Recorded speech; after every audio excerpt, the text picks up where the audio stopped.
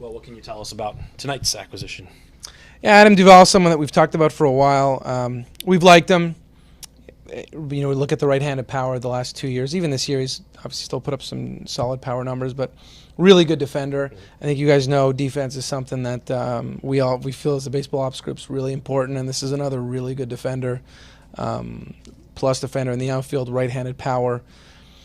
We've been a good team against the left-handers, but we can get better, and this is a guy that's under control and going forward.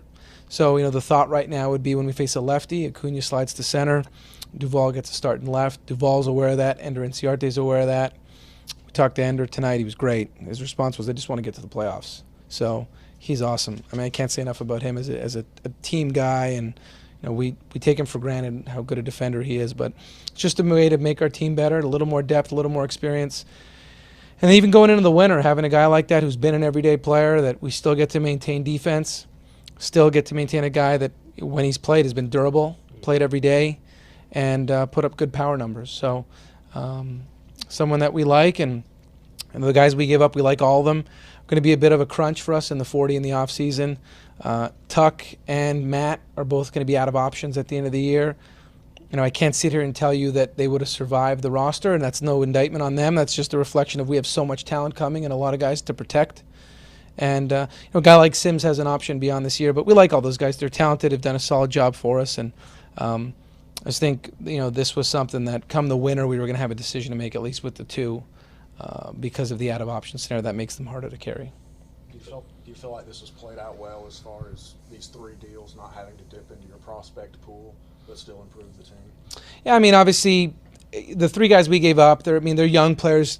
Tucker's been up before. He's a little bit older. We obviously got him from a DFA, and he did a nice job when he came up. And Sims and Wisler, like you said, I guess these guys have all gotten enough time now that you're right. They probably don't qualify.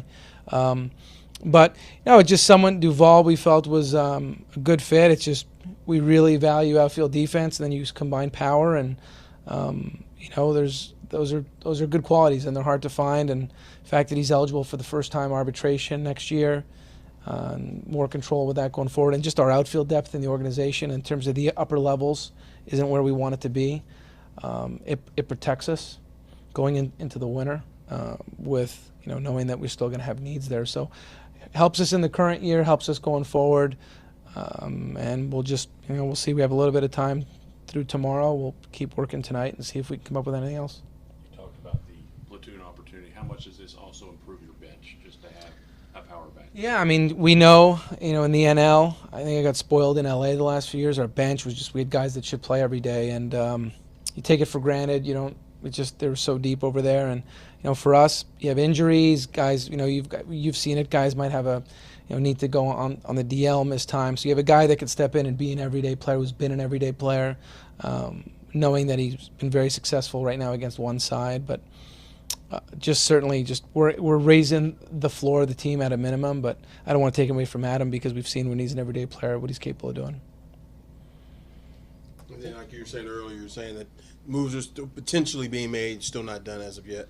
Yeah, I mean, you're gonna, like I said the other day, this is an opportunity where clubs are engaged, and short term, long term, there's just opportunities to make your organization better. So.